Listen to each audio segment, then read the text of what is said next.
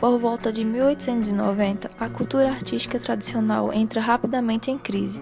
O esforço para manter juntas as várias experiências arquitetônicas dentro da moldura historicismo, deteriorada e forçada em todos os sentidos, está prestes a desaparecer. Essa passagem ocorre exatamente no último decênio do século XIX. As teorias sobre a nova arte.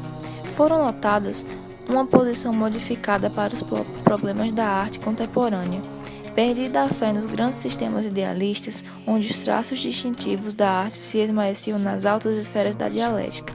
O ponto de partida é o novo conceito de arte como experiência ativa, construtiva, elemento integrante da moderna concepção do mundo. Sob aspecto, Fiedler pode ser considerado um precursor não somente da vanguarda, mas também do movimento moderno.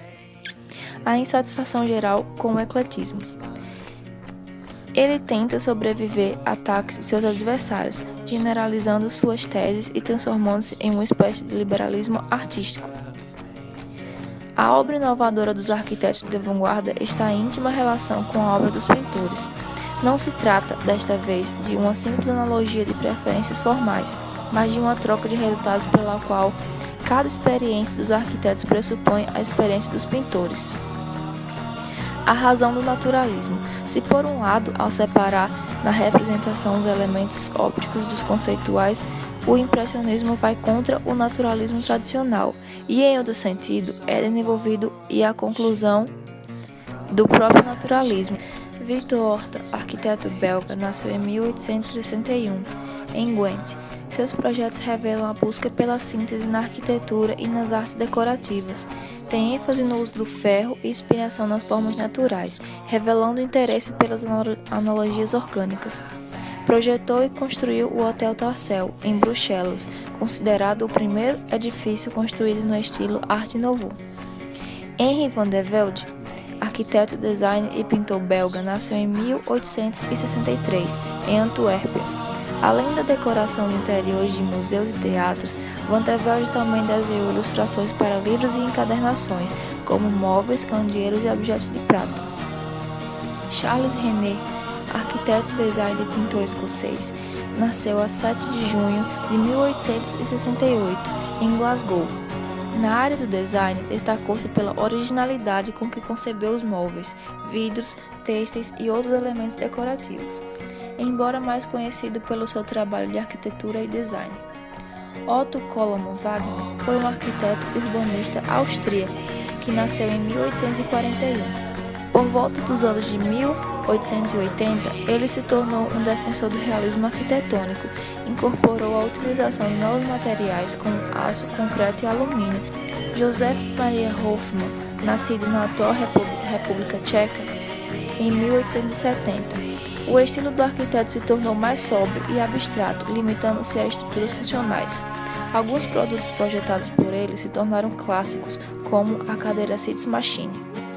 Arquiteto e designer holandês Hendrik Petrus nasceu em 1854, em Amsterdã.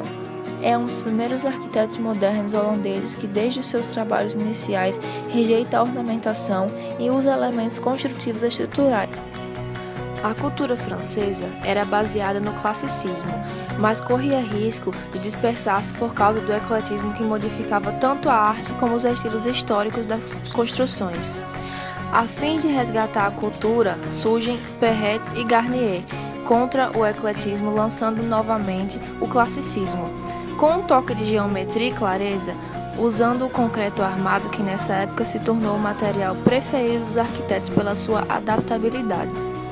Por volta de 1845, na produção industrial, surgem as primeiras tentativas de junção do ferro ao concreto, a fim de conseguir-se a resistência à tração.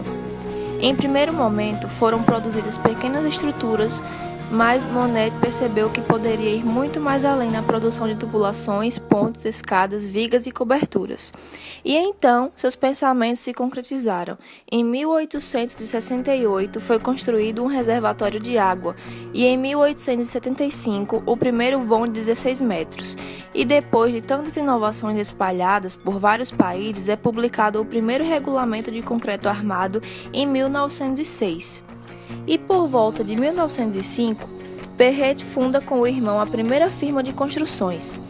Suas obras basicamente eram um esqueleto de pilastras e vigas se apoiando em estruturas horizontais, sempre seguindo a ordem clássica. Essa sua limitação o impediu de observar avanços ocorridos no seu concreto. Mesmo assim, suas nomenclaturas são usadas até hoje, lembrando o seu legado para a cultura francesa. Ele chamou a atenção também dos jurados em um concurso por apresentar o projeto de uma cidade industrial, toda em concreto armado, ferro e vidro, porém não ganhou. Anos depois, apresenta em uma exposição um novo projeto de uma cidade descrita por uma simplicidade audaciosa. E assim surgiram os primeiros conceitos do movimento moderno: ar, sol, vegetação e áreas abertas. Garnier pôs suas ideias em prática ao se juntar com o prefeito Herriot e realizar algumas construções na cidade de Lyon. Garnier foi além de Perret ao tentar resolver problemas da sociedade em relação à arquitetura, e isso o destacou como grande personagem da arquitetura.